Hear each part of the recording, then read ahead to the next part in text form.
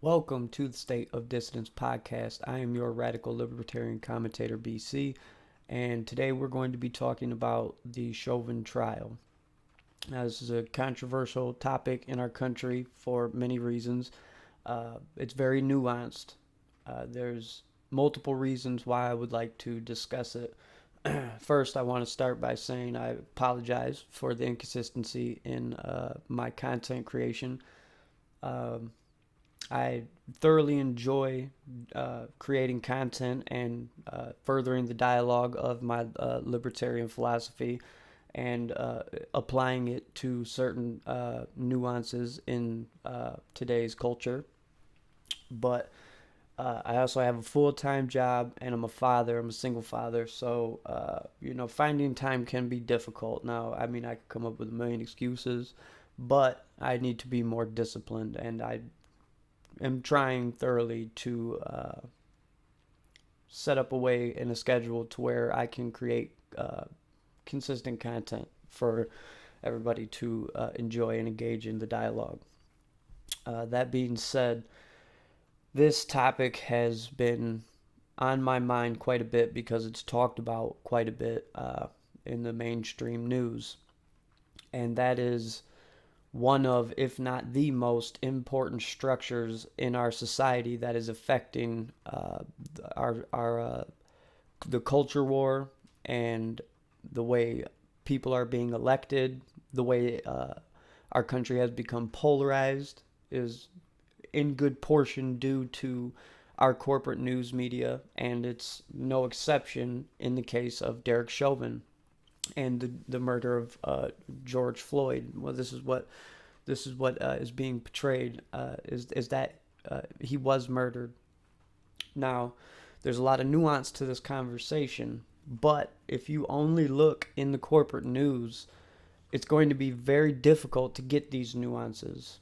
Uh, I pulled up just a few random mainstream articles on the recent events pertaining to the trial of Derrek Chauvin, and it's really all about framing, because nowadays most people this is painting with a broad brush, but a good portion of people only read the titles of the articles, and a lot can be ascertained and then assumed because of them.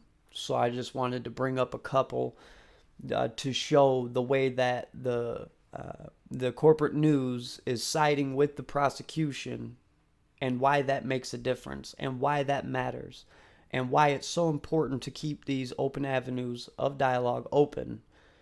Okay, so point number one, NPR from April 6th says Chauvin's restraint on Floyd's neck isn't taught by police. Use of force trainer says. Okay, now this is pertaining to one of the witnesses in the case for the prosecution, and they're giving you half context. They're giving you part of the testimony of that expert. Okay, and we'll get to the nuances in a minute. And then you've got the Washington Post. Derrek Chauvin trial. Minneapolis police chief says officer absolutely violated policy while restraining Floyd. Now, it is true that in the context of these testimonies, that this is what could be ascertained. But if you actually have been following the case to some extent, I wouldn't say that I'm a legal expert in any capacity, or that I'm any kind of expert in this case. I've just followed it enough to understand the nuances of what is transpiring as it happens. Now, there was a witness. The man's name is Lieutenant Johnny Mercil. He was for the prosecution. He was a witness for the prosecution. And while being cross-examined, it didn't go so well for the prosecution. But, there are things that have been said in the corporate news And it does make a difference because most people are seeing these as they come across in their social medias or whatever the case may be, and it builds a perception, right? When it happened, we all seen this atrocious video of this man passing away, and it was brutal. And as a libertarian, a radical libertarian, we at a minimum, speaking in terms of what the system we have now, we at a minimum need serious reform. Okay, I'm going to stand on the fence as much as I can, but that I will assert is that we need serious reform. Uh, if in my philosophy, it it doesn't make any sense for police officers to swear an oath to the Constitution and then go around policing unconstitutional things. This is where I believe we need reform, and that there's much nuance to that as well. But that's my libertarian philosophy take on the police as it sits. That could be a whole a whole day long debate or discussion behind the nuance of police reform. But I'm sure that most people would agree there are multiple aspects of our society that need reform, and one of them is police. Now, which way you go, I mean, that's a much more nuanced conversation for another time. But uh, it does make a difference when the corporate news is feeding you the same narrative. Okay, it's like, say you're sitting down to read a book, as an analogy. Say you're sitting down to read a book, you got the basketball game on in the background. All you hear is the announcer saying that this team keeps banging threes, or whatever the case may be, and that's all you're hearing. Towards the end of the game, you're going to have this assumption that this team is in the lead, as an analogy, a broad stroke, right? But what they say, that if that was happening, what they weren't telling you is that for every time that team scored, the opposition, scored times three. You wouldn't know this. You'd look up at the TV and go, "Whoa, what happened? Where have I been?" And that's essentially what happens in the corporate news media. Perfect example is Lieutenant Mercil and his testimony. Now, as it was portrayed in an NPR article, that the restraint was against policy, right? Okay, well, let's get some nuance to this. Let's read. Today was a terrible, horrible, no good, very bad day for the prosecution to a degree that I haven't seen since the trial of George Zimmerman. If you have no more than an hour to watch the video of today's proceedings, then I urge you to spend 44 minutes watching the cross-examination of state witness Johnny Mercil, the state's use of force training expert, and 22 minutes watching the cross-examination of Nicole McKenzie, at the state's medical care training expert. In both instances, the result can only be called a train wreck of a disaster for the prosecution. Now, this is obviously, his view of it up to this point, but we will get into that. But as you see, there are other views and other sides of the spectrum when it comes to this case. It's much more nuanced than just headlines. Okay, let's continue. Indeed, after the judge dismissed Mercil from the witness stand, Prosecutor Schleiter appeared visibly shaken and angry, and he ought to have, given the mauling his case just received.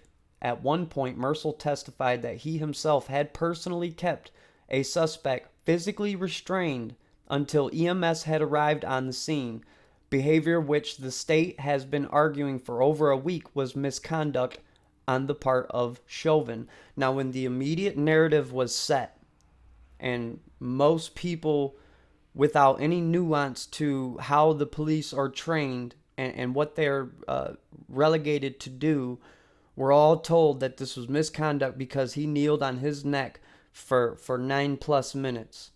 Now, whether that's right or wrong, I mean, in my view, that's why we need reform. And I'm sure most people would agree that there is a discussion to be had on the legality and the use of force policies in this country. But when it pertains to this case of Derrek Chauvin, it is on the burden of the state to prove his guilt, not the other way around. Okay, so it's very important that people understand the nuances of our system, how it works, and the way it produces justice. Now, it's not anywhere near justice for someone to have a moral view of what happened and then burn someone at the stake because of it. Now, I'm not trying to take a side or say one way or the other if he should be convicted. I'm just saying it is the burden of the state to prove guilt, innocent until proven guilty. Okay, so it does make a difference when in the court of public opinion, that opinion is being swayed by corporate news who is being disingenuous at worst and just missing context at best. All right, let's continue. Even worse, not only did the cross-examination of Mackenzie by the defense also go badly for the prosecution, it went so badly that Nelson informed the court that he intended to recall Mackenzie as a defense witness when he presented his case in chief. There were two other witnesses today, neither of which went particularly badly for the state, although in the case of one of them I expect it was only because the prosecution was saved by the bell when the court recessed early in the day. That doesn't save the prosecution. That witness will be back tomorrow, and I anticipate that defense is going to have a field day with him in cross-examination as well, and that was already partaken in, and the nuances there if you wish to look into it. Okay, part number 2 that is important. Maurice Lester Hall was a witness for the state. Okay, now a little bit of nuance into the charges of Derrek Chauvin. He is charged with, I believe, second degree, third degree, and manslaughter. And third degree was actually taken off of the block and then put back on later, but there may be a case as we continue forward of manslaughter, which means there was no intent and it was negligence leading to death essentially. But in the case of Maurice Hall, this is astounding, especially when it comes to the fact that he was supposed to be a witness for the state, for the prosecution, and we'll read and then we'll talk about it after, okay? But first, some housekeeping. Before the jury was brought into the courtroom, we heard some discussion about the complication of Maurice Hall, the reported drug dealer in Floyd's Mercedes SUV, announcing he was going to plead the fifth if called to testify in the Chauvin trial. Hall has a real problem. If he provided Floyd with the drugs that likely were actual cause of death, under Minnesota law, is looking at third-degree murder. Naturally, he doesn't want to testify in the Chauvin trial, only to have that testimony used against him in his own trial. There's no doubt that Judge Cahill will respect Hall's right to assert the fifth. The only question is whether there might be some areas of questioning in which Hall could participate that do not incriminate him. This seems to me unlikely, and of course Hall's own attorney doesn't want him to be compelled to say a word about anything, but Judge Cahill has asked the defense and state to write down the questions they'd like to ask Hall, and Cahill will decide if any of them will be allowed. Incidentally, it's worth noting that Hall appeared in court, in quotations, via video, and his background looked like a jail to me. Cinder block walls, visitor notification signs, etc. In any case, that's where things sit with Mr. Hall. Now, this is astounding because the causation of the state to prove guilt of Derrek Chauvin is the fact that he leaned on his neck.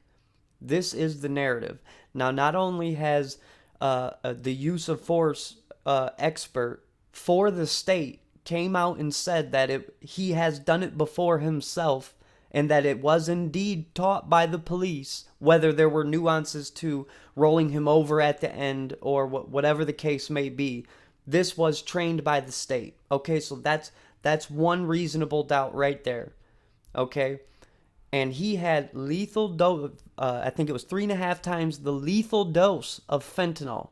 Okay, I am a survivor of opiate addiction, so I know all too well what opiates do to your body and how they make you affect. Now, fentanyl is an extremely synthesized opiate. It takes only a very, very small, minute fraction of it to harm you. Okay, and he had multiple times the lethal dose legally in his body at that time. And there has been nuances that came out in the case that he had something white as it pertained to looking like a pill, the judge said, that he swallowed in the beginning of the footage. Okay, now if this is the case, this would mean that this man more than likely overdosed. And that was also put forth in the testimony of the person who, the medical examiner who did the autopsy. He had lethal levels of fentanyl in his system, multiple other chemicals, as well as methamphetamine. Okay, there's a lot of nuance to why you shouldn't mix uppers and downers, but that's besides the point. It's very, very dangerous for your body, and it would explain a lot of his erratic behavior. He was in the video, you can see it. He was saying before he was even put in the car, I can't breathe. Okay, so that's probably got to do with his incited delirium. He's got his brain was not processing correctly because of the amount of drugs that were in his system. Now, that's not to say whether what happened to him was morally affected by the drugs that were in his system. Okay, that's not what I'm saying whatsoever. What I'm saying is, to prove guilt against Derrek Chauvin, you have to do that without reasonable doubt. There is a reasonable doubt that that man passed away tragically from opiate overdose and complications of drugs. Even that was stated in the death certificate by the medical examiner. So this brings me to my entire point. It makes an incredible difference when everybody is hearing that the police need to be defunded and we need to skip past reform and we need to start morally inciting insurrection against the police. The entire last year, our cities were destroyed all over the country because of this particular case and the way it was portrayed in the media. And now we're finding out that it's much more nuanced than what they're telling us. And they are still telling us that the police are bad, it was due to leaning on his neck, and all of the prosecution's witnesses are shining stars. That's not the case. The defense has had their case handed to them. And people will say that, oh, that's part of the system, and it's, they're intentionally throwing the case, being completely conspiratorial, saying that this is part of the systemic racism. That's not the case. People were driven through and through with this narrative that the police were bad, they killed this man, and that's the end of it. There's a lot more nuance to this conversation. And what kind of... We ask these people to police our streets and uphold the law. How could we ever expect them to put on that suit and that badge and then go out into society when everybody is looking at them as murderers? They are asked to control somebody. In this case, this man was a known criminal, known to be on drugs, acting erratically, and just trying everything in the book, as stated by the state's witnesses, that multiple people will they will try whatever they can to get out. People typically don't just say, okay, take me to jail, right? And he's acting erratically, and there's a lot of nuance to this conversation. How could we ever expect these people to do their job when they are tasked with something that people say is immoral? I feel like this is part of the issue and why I wanted to do what I want to do, what I'm sitting here talking to you about now. It's more than just politics. There are multiple parts of our establishment that are corroded, and that corrosion is eroding our free liberties. Our liberties are supposed to be individual and sovereign. They're not anymore. They haven't been in a long time, but that's a whole nother case as well. But the entire point that I'm trying to make is that there's no longer a point of sitting back. Sure, people have their reasoning for not wanting to get involved in politics, and there's tribal reasons to take one side or the other. But there's most people don't want to be free. Most people want to be safe, and they will cede their civil liberties to get what they believe is safe. They're willing to cede other people's civil liberties to be safe. Okay, and there's this corporate structure that is incentivized to get people to click, and that's it. So long as they can push this fear-mongering subject, they generate revenue. So it has nothing to do with presenting you the nuance. It is tribal in nature, and it is used to provoke emotional reactions from people. Now, I know this is only a little subset of dialogue from this, but that was kind of the point. There should be more nuance to this conversation. This narrative that the police are out in urban communities chasing down minorities is a farce. You can look into the statistics for yourself. In this country, it is not the case that people are being racially discriminated against in large numbers. I'm not saying racism has been eradicated. That will never be the case. But the truth of the matter is police are trying to do their jobs as delegated by the state. There's a lot of issues with the state.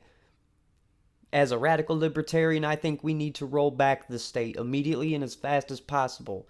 And there are conflations in my worldview, as it would seem, because I talk about the way the system as it sits today and the possible solutions that lean in an individual sovereignty and liberty, freedom way. But my actual philosophy and worldview is of absolute individual. I'm a minarchist. I'm not an anarchist. I don't believe we can get completely rid of the state, but as minimal as possible. And even that little bit of contradiction and wondering how much of the state do we need, it eats at me. And that's why I think about these things so deeply, because one thing that I know for sure is that bigger, more centralized government has never worked. Never, not once in history. And as we see, the bigger our federal government gets, the less civil liberties we have. And that is the important, most nuanced point that could be discussed. Now, in the case of Derrek Chauvin, what is justice? Some people believe this man doesn't deserve justice because of the narrative that has been presented to them.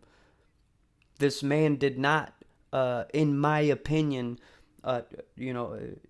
racially see this man in a certain racial lens and then kill him. Now, maybe the prosecution has a bomb that they're going to drop that will prove that, but I find it highly unlikely. And as we've seen this last year, billions of dollars of damage to cities all over this country, in my opinion, the state is not going to succeed in stopping more riots. There will be riots, in my opinion, whether he's acquitted or whether they get him with manslaughter or third or second degree murder. It won't be enough. And in my opinion, up until this point, all I can see is reasonable doubt.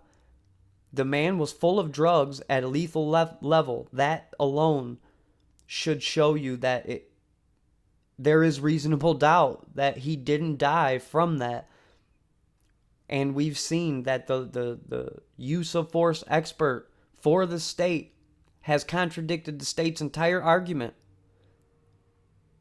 So, I mean, it's just very important to me that people look into these things on their own volition, and they make up their own mind. Yes, what happened to George Floyd was tragic. It was absolutely atrocious. But that is no reason why, for political motivation, we should put someone on the crucifixion. I'll leave it there. By all means, if you enjoy the content and you would like to support me, it has to be organic. So please like, comment, and share with your friends on social media. And I'll catch you on the next one.